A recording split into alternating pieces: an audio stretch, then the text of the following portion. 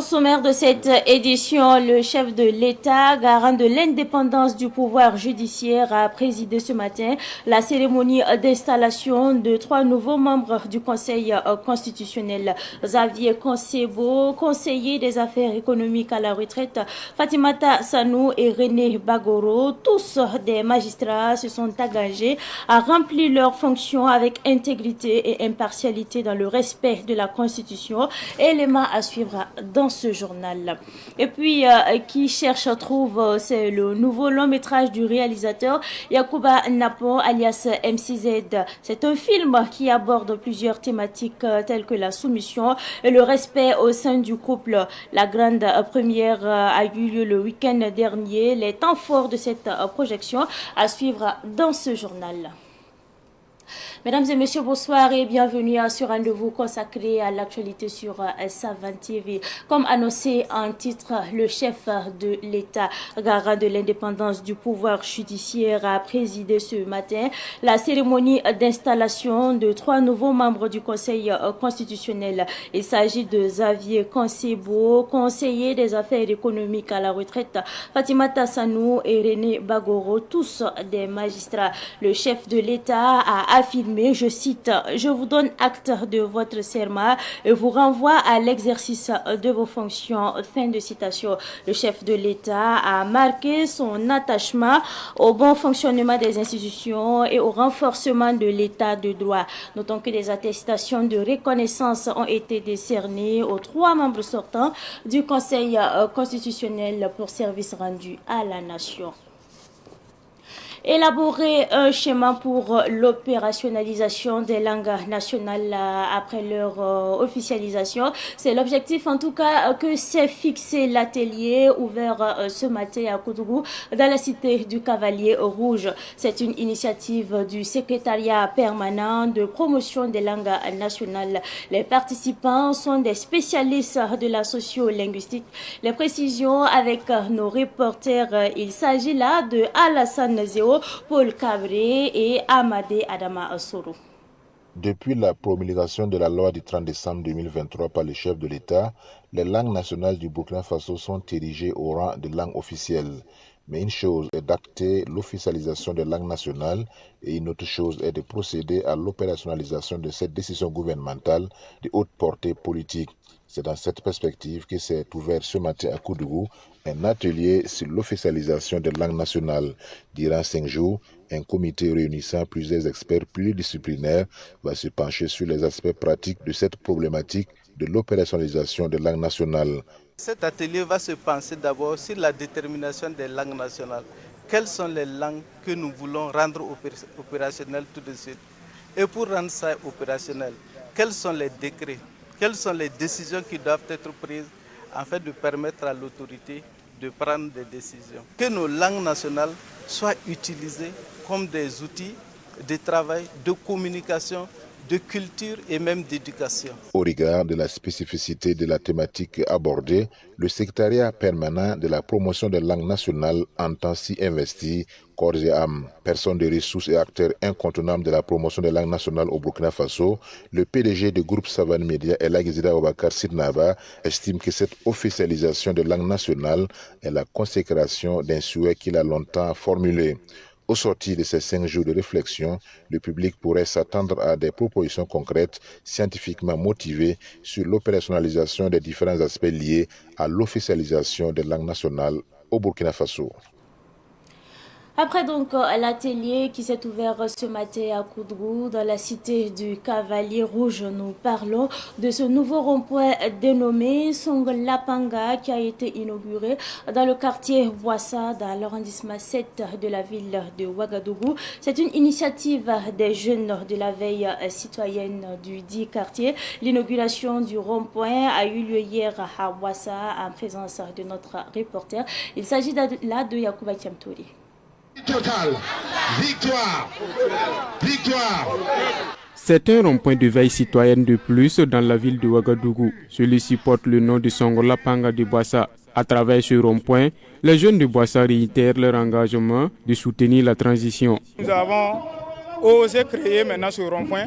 Parce qu'il y a des gens qui pensaient que c'est des agresseurs, des voleurs, des voyous, des vagabonds, des gens qui n'ont rien à faire. Voilà, c'est pourquoi nous avons fait ce rond-point et faire l'inauguration en même temps pour dire à ceux qui ne savent pas que la jeunesse ici présente, c'est pour soutenir la transition, c'est pour mener des actions ici à Bouassa. Alors la jeunesse de Bouassa est sortie massivement pour dire qu'ils sont prêts pour soutenir la transition jusqu'au bout de sa mission. À partir du rond-point de la veille citoyenne de Bouassa, nous appelons nos autorités de la transition de tout mettre en œuvre pour que la date de la transition soit prolongée jusqu'à la fin de la guerre. Et pour soutenir la transition, les jeunes de la veille citoyenne du Bouassa comptent mener des activités citoyennes et de sensibilisation. Nous comptons déjà voir avec les différents cours ici à Bouassa pour qu'ensemble nous puissions commencer au nettoyage déjà des différentes rues et 6 mètres de Bouassa et veiller aussi à la cohésion sociale, la paix et la solidarité. Ensemble, jeunesse, nous pouvons avancer. Mais tant qu'il n'y a pas de solidarité, tant qu'il n'y a pas de cohésion, on ne peut rien faire. À cette inauguration du rond-point de la veille citoyenne Songola Panga de Bouassa, les notabilités coutumières ont marqué leur présence pour soutenir la jeunesse. Ils demandent à l'ensemble de la veille citoyenne du Burkina Faso à la solidarité et de taire les différends pour l'intérêt supérieur de la nation. Aujourd'hui, nous sommes très contents en tout cas de voir les jeunes de Bouassa réunis en tout cas pour pouvoir soutenir le président Ibrahim Traoré. Parce qu'on a vu que en tout cas, le travail qu'il est en train de faire là, c'est formidable. C'est un travail qui va amener le Burkina Faso en avant. Mais ce que nous voulons demander, les jeunes qui veillent au rond-point de faire tout possible pour avoir lieu d'attente. C'est l'entente là qui peut nous amener en avant. Les jeunes de la veille citoyenne de Bouassa appellent la population à l'unité autour de cette transition dirigée par le capitaine Ibrahim Traoré.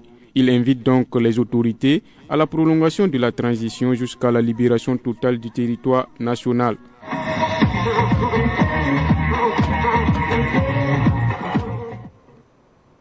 L'actualité de ce soir est également marquée par le mouvement Jeunesse Réveille-toi, qui est un mouvement composé essentiellement d'élèves et d'étudiants qui a organisé un panel le samedi dernier à Ouagadougou. Ces élèves et étudiants souhaitent en tout cas une prolongation de la transition. Retour justement sur ce panel avec Abdoulaye Kinda. Au regard de la situation actuelle du Burkina Faso, le mouvement Jeunesse Réveille-toi, composé d'étudiants et d'élèves, demande la prolongation de la transition. Pour le mouvement, pas question d'organiser des élections alors que tout le pays n'est pas totalement libéré du joug du terrorisme. Nous avons des camarades venus de Bobo, et de Ouaguia et de Fada qui sont dans la salle et dans la cour, vous avez vu. Et pour dire que le soutien au capitaine Ibrahim Traoré, les élèves et les étudiants le soutiennent. Nous sommes totalement satisfaits. Selon nous, autant possible que le président Ibrahim Traoré va faire les aspirations du peuple, autant son mandat sera prolongé. Puisque nous, on n'est pas dans ce carcan-là de délimitation des mandats. Nous sommes dans une révolution, nous appelons à une révolution. Et une révolution, c'est une refondation totale. Donc nous pensons que le président Ibrahim Traoré n'a pas encore fini même d'élaborer d'abord son programme. Donc ce n'est pas le moment de parler des élections. Pour joindre l'acte à la parole, le mouvement compte lancer une pétition pour la prolongation effective de la transition conduite par le capitaine Ibrahim Traoré. Donc dans les jours à venir, nous allons faire une pétition de 15 000 à 30 000 signatures qui va être déposée à l'AET pour demander examen, pour reporter la durée de la transition. On ne veut pas entendre parler des élections. Vous êtes d'accord avec moi qu'au regard même des bilans actuels même des élections au Burkina Faso, la démocratie ne nous a pas apporté grand chose. Donc nous voulons appeler le camarade président Ibrahim Traoré de continuer dans cette révolution et non de la transition. Au cours de ce panel des étudiants et des élèves, 4 panélistes ont décortiqué plusieurs thèmes tels que la communication en temps de crise. Le panéliste Blaise Kintiga a expliqué aux étudiants qu'il n'y a pas de neutralité en temps de guerre. Tous ceux qui communiquent autour d'une crise ne sont pas forcément neutres. Et que à cet effet-là, la communication doit être à caractère stratégique parce qu'il y a des informations qui peuvent servir l'ennemi. On a une république lorsqu'on a un territoire. La lutte contre le terrorisme a atteint une phase qui doit mener chacun de nous à revoir en fait sa façon aussi bien de donner l'information mais aussi la manière de communiquer. Le parrain de ce panel, Abdoul Moumni Zungrana, a invité les autorités de la transition à la suppression du système LMD au profit de la formation professionnelle. Le panel était placé sous le thème « Un Burkina Faso uni et prospère, continuité de la transition pour un Burkina Faso émergent ».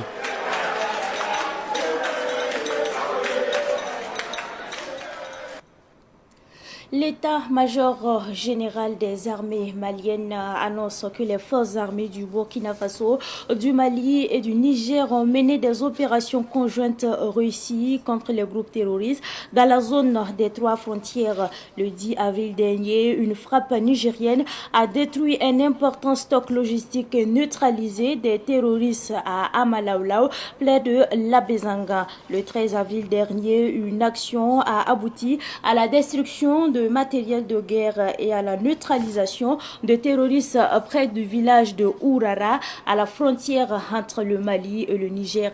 Le même jour, dans le secteur de Douna, une action conjointe entre le Mali et le Burkina Faso a démantelé une base logistique importante. L'état-major général des armées souligne l'efficacité de cette coordination dans la lutte contre les groupes terroristes.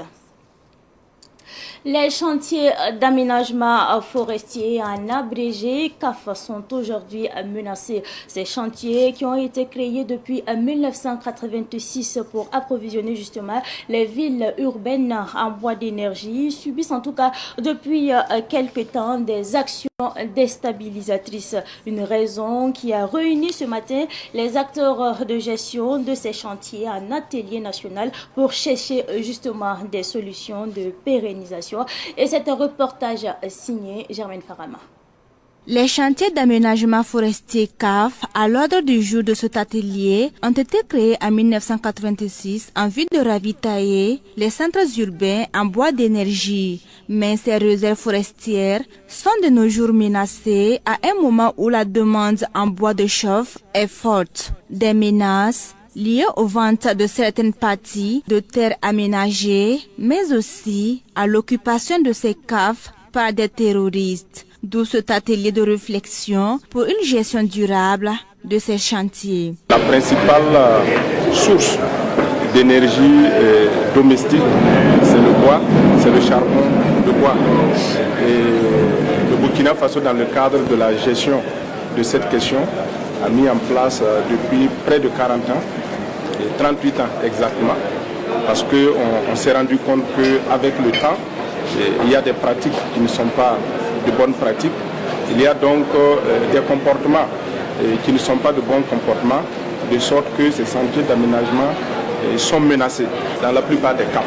Ce n'est pas seulement Sapibia, mais dans l'ensemble des cas, il y a des pratiques qui ne sont pas de bonnes pratiques et il faut que l'ensemble des acteurs échangent et à l'effet de trouver vraiment des solutions, des recommandations. Selon les statistiques d'occupation des terres, de 2000 à 2022, la superficie forestière a régressé de plus de 83 500 hectares par an, d'où la nécessité de trouver des solutions pour une continuité des objectifs de ces CAF, indique le ministre en charge de l'environnement. La gestion des espaces forestiers, ce n'est pas une conservation au sens strict. Quand c'est le cas, ça ne va pas marcher. Il faut faire des ouvertures et permettre aux populations de bénéficier de ces espaces forestiers-là. Donc c'est pourquoi les chantiers ont été mis en place.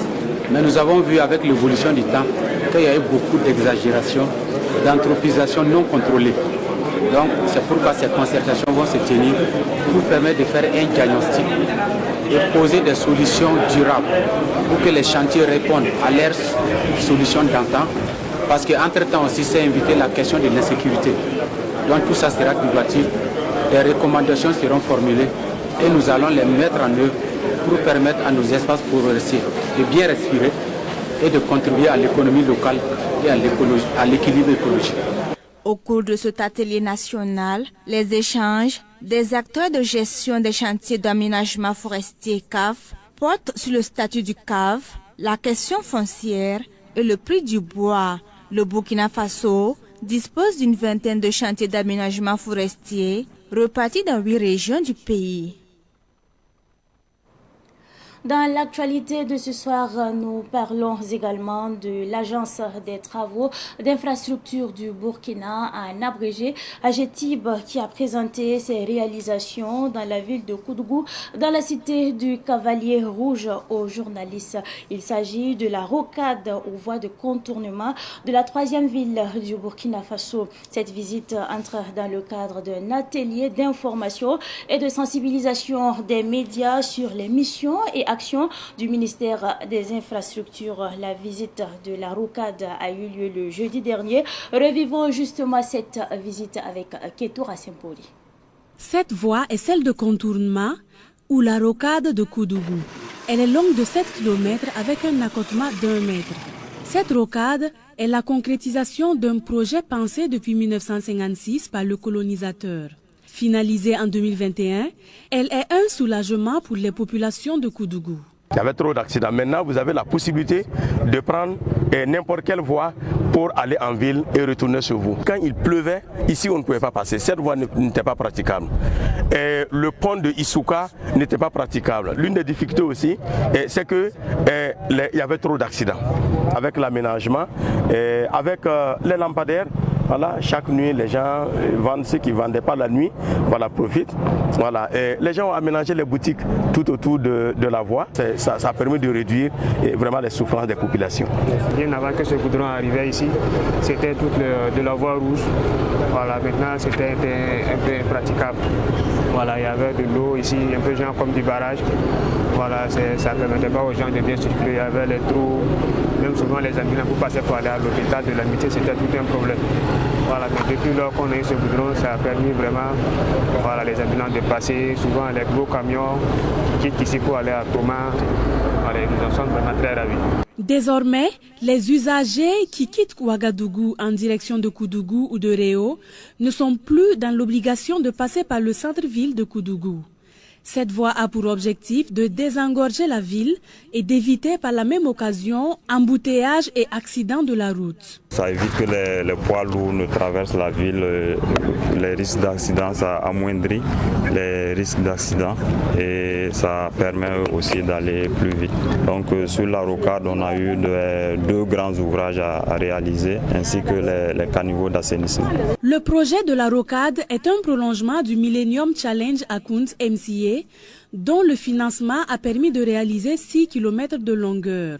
La rocade a donc au total 13 km de long. Elle a été réalisée par l'Agence des travaux d'infrastructure du Burkina, AGETIB, à hauteur de 5 milliards de francs CFA. Cette fois-ci, nous parlons de l'association des handicapés visuels Ephraïm de Kokologo dans la province du Boulkamdé, région du centre-ouest, qui a organisé ses 72 heures d'activités culturelles. Les dites activités se sont déroulées du 12 au 14 avril dernier sous le thème « Handicapé, déploie ton potentiel pour une résilience efficiente dans un contexte d'insécurité ». Explication avec Sherifa Oboukalidianda. Les 72 heures d'activité culturelle de l'Association des handicapés visuels Ephraïm de Kokologo ont été marquées essentiellement par l'inauguration d'un château d'eau offert par le ministère de l'eau et de l'assainissement, suivi d'une visite guidée de latrines, de jardins et de la pépinière du centre polyvalent en construction. Malgré les efforts de l'association, des difficultés existent et l'association sollicite un soutien. C'est la construction en fait du mur du siège de l'association. Ils envisagent également un projet de pisciculture. Donc ils demandent à toute personne qui pouvait les aider à réaliser en fait ce projet-là. Selon Sayirou Bouda, parrain de la cérémonie, les différents parrains doivent se donner le devoir d'accompagner l'association. Notre devoir en tant que parrain ainsi que les autres parrains, c'est de faire en sorte qu'après cette cérémonie, on puisse continuer de donner la main à l'association des handicapés visuels Ephraïm de Kokologo pour lui permettre d'aménager un centre polyvalent digne de ce nom. Le colonel Bertrand Tapsoba, directeur des forêts et de la reforestation, représentant le ministre de l'Environnement, de l'eau et de l'assainissement, a apprécié positivement le travail de l'association des handicapés visuels Ephraïm de Kokologo. C'est un exemple inédit que ces personnes-là montrent aux yeux du monde qu'on n'a pas besoin de mendier parce qu'on est handicapé. Nous apprécions ça en tout cas de façon positive et nous les encourageons Le PDG de Production Solaire et de l'hôtel Oasis de Tintilou dans la commune de Komki-Ipala, Emmanuel Kabori, a fait un don d'une tonne de riz à l'association et a également offert des béquilles et des cannes à des handicapés physiques et visuels. Une remise d'attestation de reconnaissance à des personnalités distinguées et une démonstration de marche de Taurball et de handball ont mis fin à la cérémonie. Salubrité, on en parle également dans l'actualité de ce soir à l'occasion des journées nationales d'engagement patriotique et de la participation citoyenne. L'association des résidents de Silmihiri dans l'arrondissement 9 de la ville de Ouagadougou a organisé hier une journée de salubrité, un geste qui symbolise non seulement l'unité et la solidarité des habitants, mais aussi leur détermination à améliorer la qualité de vie dans leur quotidien en contribuant bien sûr à un environnement sain. Les précisions avec notre reporter Sidiki Kabli.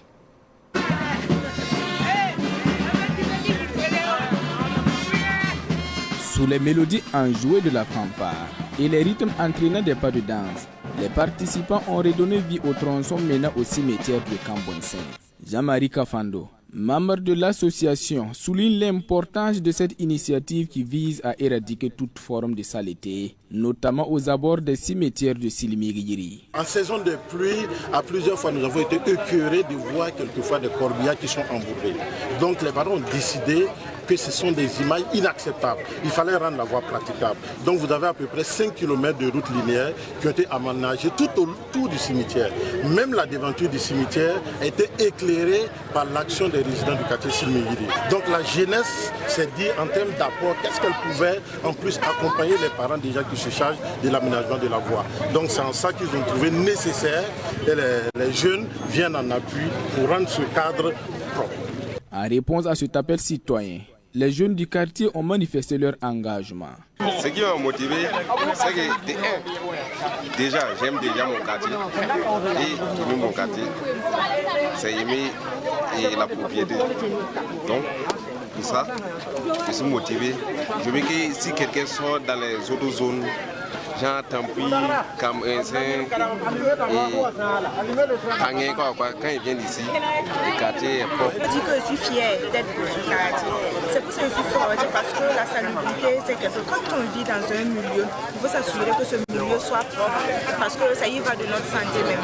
Et moi, si je suis là aujourd'hui, c'est parce que je suis pour la salubrité et j'aimerais que mon quartier soit propre, que n'importe qui vient d'ailleurs et qui vient dans mon quartier soit vraiment fier de venir dans ce quartier-là. Parce que quand on arrive dans un endroit où c'est vraiment propre, on se sent bien. L'association des résidents du quartier Silmihiri est un ensemble d'associations engagées dans des actions citoyennes. Elle œuvre pour le bien-être collectif en encourageant la participation active et responsable de la communauté dans la préservation et l'amélioration de son cadre de vie. Le cinéma est également au menu de l'actualité de ce 15 avril 2024 qui trouve est le 26e long métrage du réalisateur Yacouba Napon alias MCZ. C'est un film qui aborde les thèmes de la soumission et du respect au sein du couple. La grande première a eu lieu le vendredi dernier au Ciné Burkina en présence de Madinatou Ouedraogo. Oui. Et si on sortait ce soir pour fêter l'occasion? Non, je dois rigoler ça avec mes copines. Pourquoi tes copines? Pourquoi pas avec moi? Qui cherche trouve est l'histoire d'une jeune femme mariée qui ne respecte pas son conjoint.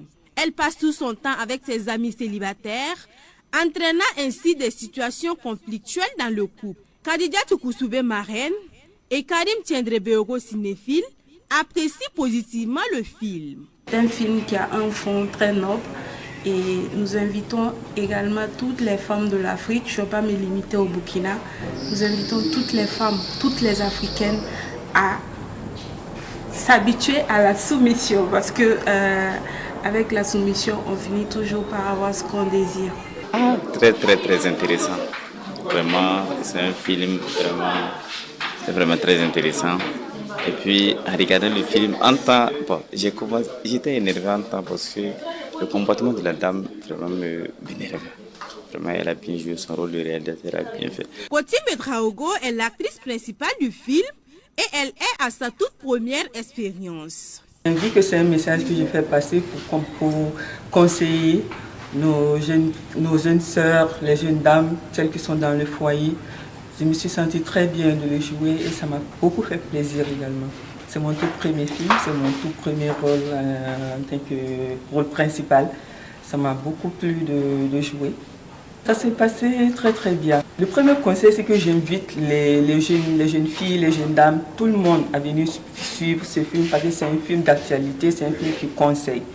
Il faut vraiment vivre ce film, il faut vraiment suivre pour vivre, pour connaître la réalité et aussi s'imprégner des conseils que nous faisons passer à travers ce film. Le producteur du film veut, à travers ce long métrage d'1h31, conscientiser les jeunes couples. Message très important pour nos familles. C'est une réalité qui existe dans beaucoup de familles. Comme notre marraine a dit tout à l'heure, sur les 100%, il y a au moins 80%, ou plus même, qui vivent cette réalité. C'est pour amener les gens à changer de comportement. Actuellement, on ne peut plus aller à l'école, mais les films permettent de montrer les réalités et que les gens se comportent mieux pour mieux vivre dans leur foyer. Et c'est plus important pour nous. Qui cherche trouve est à l'affiche au Ciné Burkina jusqu'au 21 avril prochain. Ça fait aux pieds comme ça. Ce sont les chaînes aux pieds, c'est la mode. Vos parents ont voyagé. Nous parlons toujours cinéma. Le réalisateur burkinabé Sékou Ouédraogo a également projeté le vendredi dernier son film intitulé Âme déchirée de Kandi. Âme déchirée de Kandi est un film de 17 minutes qui dépeint les conséquences des viols commis sur les filles mineures. La projection a eu lieu à l'Institut supérieur de l'image et du son en présence de Yacouba Tiemtori. Kandi. Oui, maman. Vous avez encore cours ce soir? Oui, à l'approche des examens, nous faisons beaucoup de révisions. L'âme déchirée de Kandi est un film du réalisateur burkinabé Sékou Ouédraogo. Le film raconte l'histoire d'une jeune fille mineure violée par un groupe de jeunes drogués. Après le viol, la jeune Kandi rend l'âme et laisse sa famille dans le désarroi. À travers ce film de 17 minutes, le réalisateur met à nu les conséquences du viol des mineurs. Pourquoi l'âme déchirée de Kandi? Vous avez vu une petite fille qui est à la fleur de l'âge, qui s'en va à l'école, qui est heureuse, qui est aimée par sa famille et du coup, on la fauche la vie pour son appétit sexuel. Le message que nous voulons faire passer par l'âme déchirée de Kandi, c'est un message de sensibilisation. C'est un message pour éduquer. C'est un message pour contribuer à éradiquer ces fléaux qui est la violence basée sur le genre. Faiza Koulibaly, actrice principale de l'âme déchirée de Kandi, invite la jeunesse à prendre conscience sur ce fléau qui met à mal la dignité de la femme. Je me suis sentie bien parce que c'est un film qui va aider à sensibiliser la jeunesse, mes jeunes sœurs, sur les viols faits aux filles. C'est quelque chose qui n'est pas bien. Ça peut gâcher la fille et la vie de vos petites sœurs. Donc c'est quelque chose qu'il faut arrêter. Pour cette première projection à l'Institut supérieur de l'image et du son ISIS, les cinéphiles saluent la pertinence du thème à l'image de Fadilatou Tchenderbeogo. Franchement très très émouvant parce que ça traite un sujet sensible et d'actualité. Et je tenais beaucoup à féliciter le réalisateur. Le réalisateur du film invite donc les populations à œuvrer pour lutter contre ce fléau au Burkina Faso. Il a bénéficié de l'accompagnement de l'Union européenne à hauteur de 24 millions de francs CFA. Ma proposition, tu auras de meilleures conditions de vie. Écoutez, monsieur le directeur, je ne veux rien de tout ça. J'ai de la dignité, moi. Quelle dignité? Si vous constatez qu'il y a des personnes qui vous haïssent, qui ne veulent surtout pas entendre parler de votre réussite, répondez-leur en prospérant dans la vie. Montrez à ces personnes que vous pouvez aller très loin malgré les obstacles. Avancez surtout avec la conviction que réussir dans la vie sera votre plus grande gloire. C'est tout pour cette édition du soir que j'ai pris d'ailleurs du plaisir à vous présenter. Merci à vous pour votre constante fidélité. Excellent suite de programme accompagné bien sûr des programmes de Savan TV.